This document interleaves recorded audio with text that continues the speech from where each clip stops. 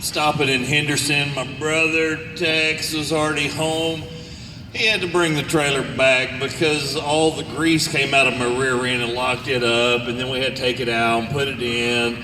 And then I had 4 reverse gears and 1 forward gear, so then we had to take the rear end out again and turn it around and put it back in. And that was just at the end of last year. So, my water pump had been leaking, and we had this wonderful water pump seminar here a while back, and we're rebuilding water pumps and stuff, and I didn't really have the time to put it on. Well, the past 3 months I've been working over here in Gorman, about a mile further west from here. So my brother says, "Hey, I'll put that water pump on for you." So he puts the water pump on, everything's great. We go to the Model A meeting last Sunday. Drive our cars, everything's great. We come back and said, all right, we got a few days. I've been wanting to repack my front wheel bearings. So repacking the front wheel bearings and pull it up in the garage, take tires off, all that. Put the tires back on and everything. Everything's great. We all meet up Thursday morning. And me and Tex and Nate Rominger, yeah, got it right, yeah. We all met up and we're headed down this way.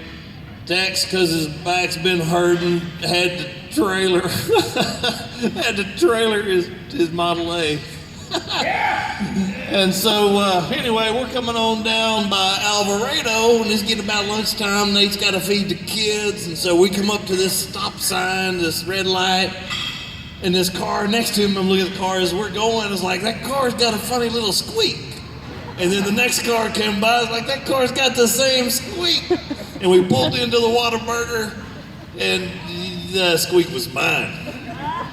So the front wheel bearing on the driver's side, maybe somebody had tightened those up a little bit too tight, because Nate went around as we pulled up. I said, "Nate, put your hand on the wheel and see if it's hot." And he touched the passenger side and everything was good. And then when he came around to the driver's side, he put his hand on there, and it was like the Indiana Jones guy that had that deal singed into his hand.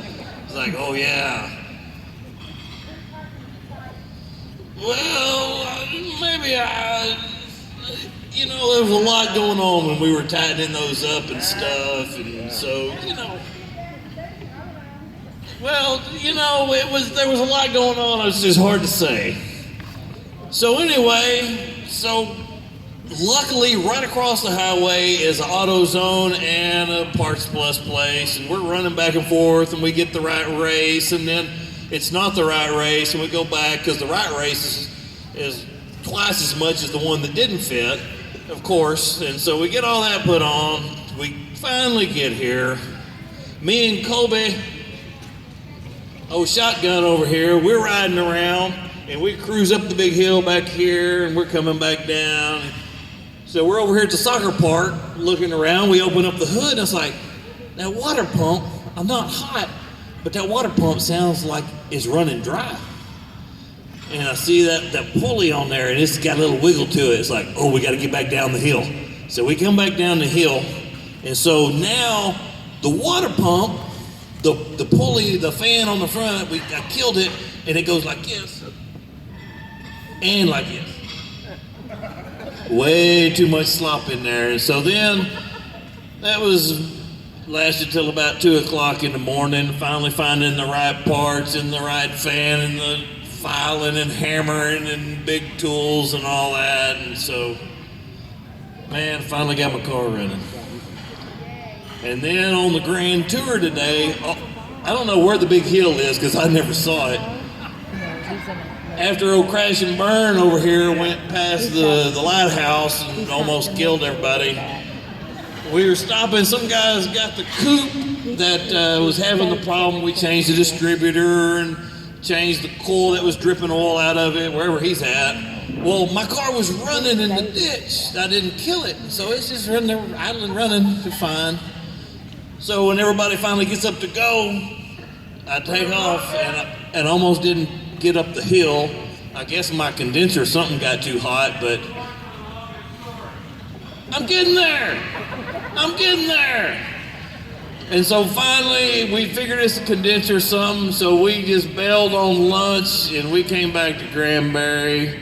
And that's, that's about all I know. So I don't know about the Tex and his. I think it started when he got the fishing poles on there. The service on the Willis service truck has kind of gone downhill a little bit. So anyway, that's all I got to say about that. Oh no. Another 30 minutes. How many people have I helped here over the years? And I think that's defamation of character. I think there's a representative here because I think I saw him. I want my attorney in on this because you're defaming my character. Is there somebody from Dewey, Fleeson, and Howe? Hey, we need to talk because I believe my brother is trying to defame my character.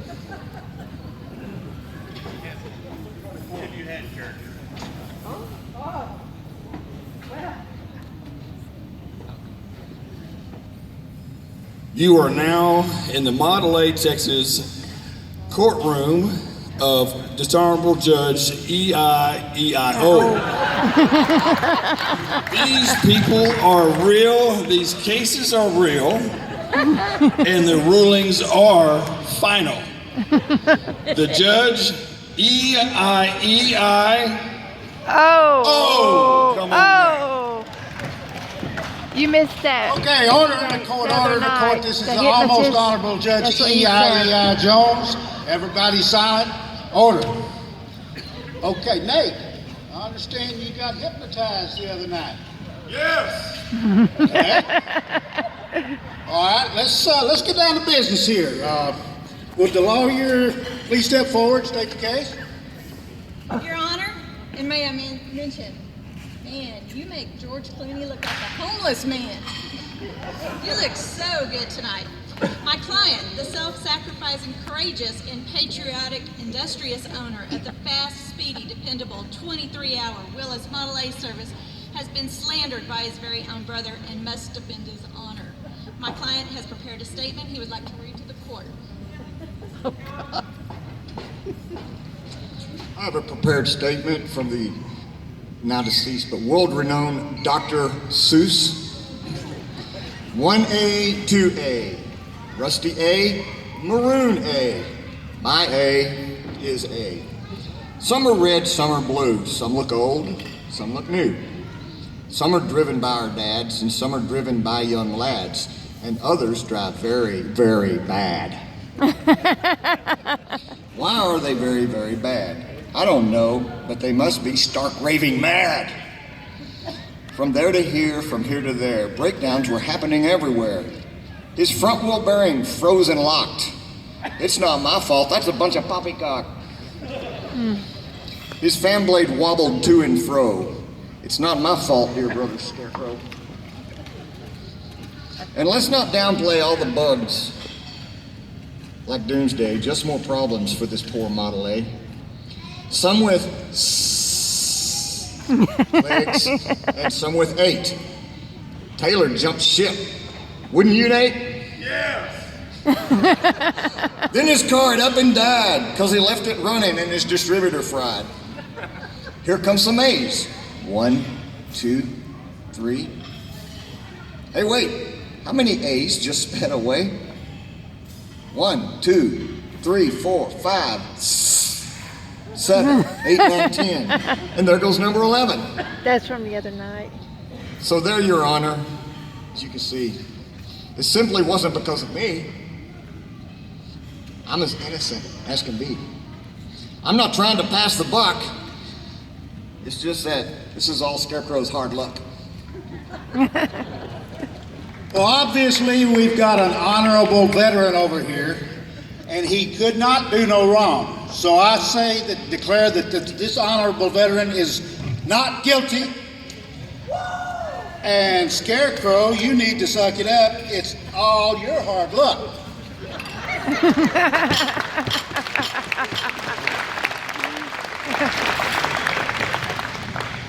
These have been real people with real problems. The judge EIAI Oh. are final.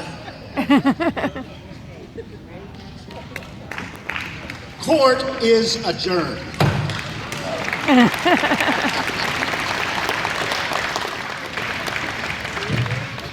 Okay, so we have hard luck number 1, number 2, number 3, number 4. We'll determine by a round of applause. Number 1.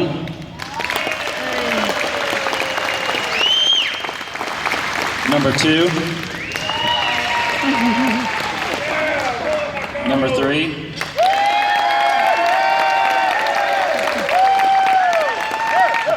Number 4. Yay! All right. It's Doug.